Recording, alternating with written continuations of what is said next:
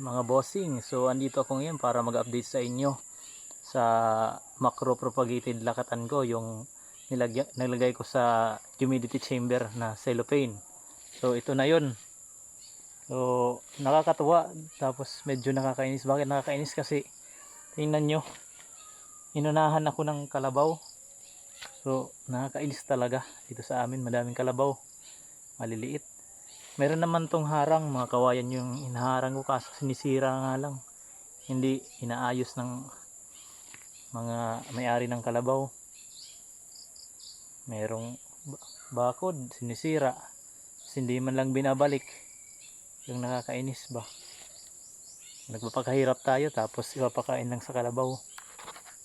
Anyways, blessings pa rin kahit ganun, merong kalabaw. So madaming tumubo. Ito yung nilagay natin sa humidity chamber. Ano, maganda. Madami pa yung tutubo dyan. Dami pa yan.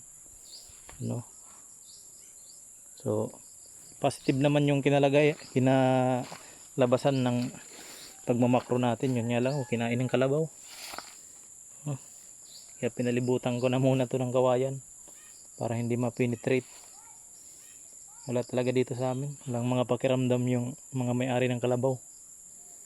Palibot yan doon, meron niyang harang na mga kawayan, kaso nga lang sinisira, nakakapasok sa loob. Yung mga tanim ko dito ng mga lakatan, kinakain. Pati yung mga senyorita, kinain rin. Pati itong mga bagong propagated, tinira rin. No? Pero okay lang, makaka-recover naman yan. So wag lang tayong ma-discourage. Kahit merong mga negatibong dumalating sa ating buhay, patuloy lang. Kasi hindi naman yan palagi. So bawat problema mayroong solusyon. So ito, problema ko dito, kinakain ng kalabaw. So ang solusyon ko, yan, lagyan ko lang ng bakod palibot para hindi mapasok. Kasi kung lagyan ko naman ng lason, kawawa naman yung kalabaw. So yung may-ari naman yung may problema dyan, hindi yung kalabaw. So tsaga-tsaga lang, patuloy kahit mayroong mga setbacks. So magsilbing aral na lang yun. Ganito talaga sa farming, di talaga maiwasan yung mga problema na ganito. Importante, natututo tayo, nagpapatuloy tayo sa ating mga nasisimulan. So ito, yung pinakita ko sa inyo yung humidity chamber. Yan yung positive yung resulta. So next week, pwede ko na itong ilipat. Pwede na itong lipat next week. Direct sa field na. Ito nga, oversize na, lalaki na. Yan. So kailangan na. Tapos kailangan nang linisin. Masyado nang madamo. Yung mga bunga kailangan nang balutin. Madaming bunga doon. Maraming bunga. Hindi na balot kasi daming trabaho. Minsan lang ako nakapunta dito. Marami ding for harvest na. Hindi na harvest, wala nang dahon. Ito for harvest na rin yan.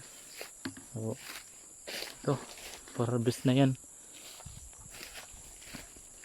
Wala, hindi ko na maasikaso to kasi maraming trabaho. Ito ngayon ko lang pinutulan ng puso. So tingnan yung laking buwig. Laking buwig. So nakadalawang beses lang ako niyan naglagay ng abono, yung ipot lang ng manok. So yun, malaking binigay na bunga. Diyan nag-harvest na ako diyan. Puro harvest na. Second gen na yan. Tigdalawa yung pasunod ko.